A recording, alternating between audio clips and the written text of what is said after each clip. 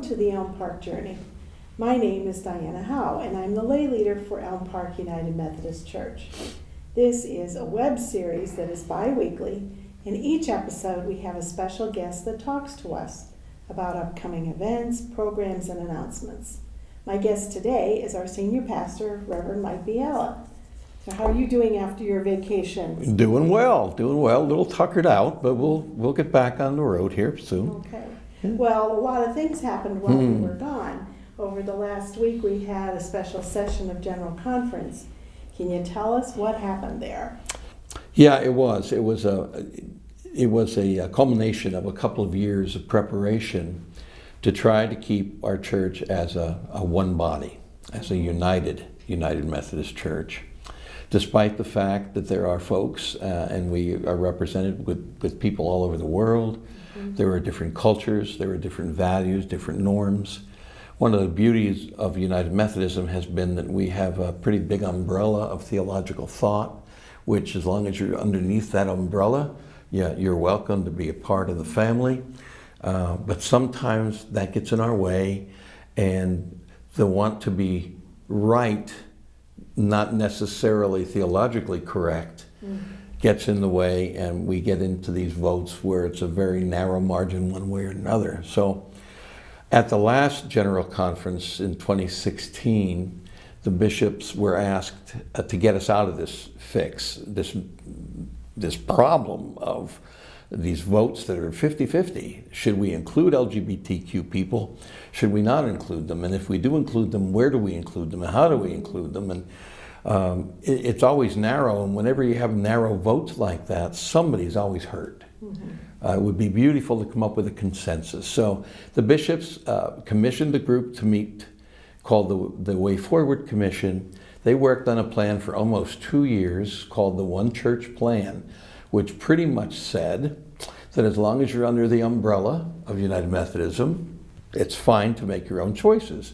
So churches could decide where they stood on those issues, and each church could make that decision, which sounded like a pretty good answer to a difficult problem. Unfortunately, at General Conference special session, a different plan was brought up, the traditional plan, which on the surface sounds, traditional sounds great. It sounds like it's going to be the same as it always was. In reality, it really makes it harder and more exclusive of a lot of folks who are already in our church, and exclusive enough that will keep some folks away from ever thinking about the church. So we are in the throes now of dealing with this traditional plan, which turns out to be, by the way, unconstitutional according to our Judicial Council. So they'll be meeting again in April to go over the plan and to point out which parts of it are unconstitutional and see if there's any way that plan can be salvaged or if it has to be ditched. At any rate, it looks like it's going to be a process that's going to continue. We'll continue to be divided in some ways over this single issue. And I think ultimately God has a plan. And maybe we'll just sit back for a while quietly and wait for God's plan. Hopefully that will help. It was painful for so many people who thought this was the big moment to feel included in the church, and really felt that this plan would open up the door, that One Church Plan, and instead they went home probably more saddened than they were before. Yeah, it was a very heartbreaking thing to watch.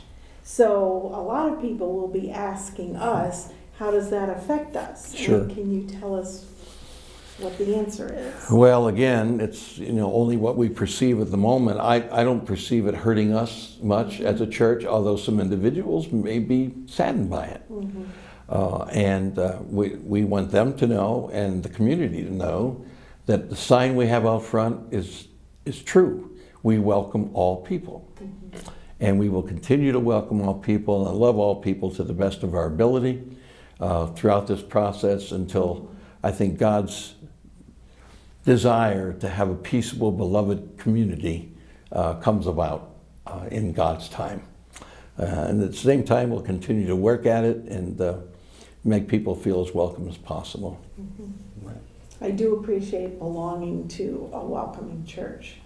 That's huge.